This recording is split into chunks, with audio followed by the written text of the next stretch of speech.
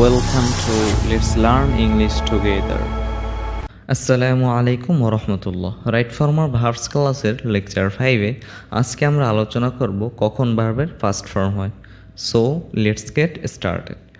যখন ভার্বের first form হয়, রুল নাম্বার 1, কোনো সেন্টেন্সের ভিতরে যদি once, ago, last, previous, yesterday, the before yesterday etcetera এই অ্যাডভার্বগুলো বা এরকম অ্যাডভার্বগুলো থাকলে তাহলে ভার্বের পাস্ট ফর্ম হয়।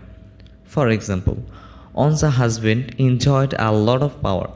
এখানে অনস এসেছে, এজন্য ভার্ব এনজয়ের পাস্ট ফর্ম হয়ে এনজয়েড হয়েছে।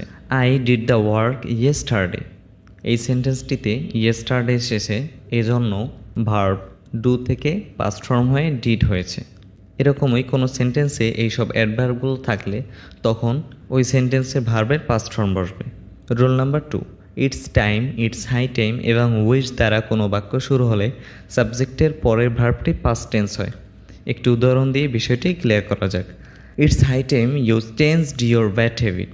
এখানে ইটস হাই টাইমের পরে you changed your bad habit, এই সেন্টেন্সে চেঞ্জ থেকে চেঞ্জড হয়েছে। শুরুতে ইটস হাই টাইম এসেছে, এজন্য পরের সেন্টেন্সে পাস্ট ফর্ম হয়েছে।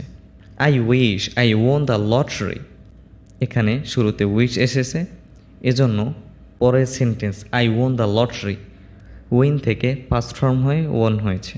Rule number 3, as soon as দ্বারা গঠিত সেন্টেন্সে দুইটি ক্লজ বা বাক্যাংশ থাকে।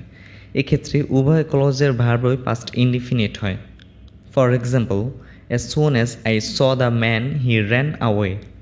এখানে আপনারা খেয়াল করে দেখবেন অ্যাজ সুন অ্যাজ এসেছে, তারপরে দুইটি সেন্টেন্স এসেছে, I saw the man he ran away. শুরুতে অ্যাজ সুন অ্যাজ এসেছে, এজন্য দুইটি সেন্টেন্সের ভার্বের ফার্স্ট ফর্ম হয়েছে। আই সি থেকে saw, I saw the man. He run থেকে র্যান, হি র্যান অ্যাওয়ে। আশা করি আপনারা বুঝতে পেরেছেন।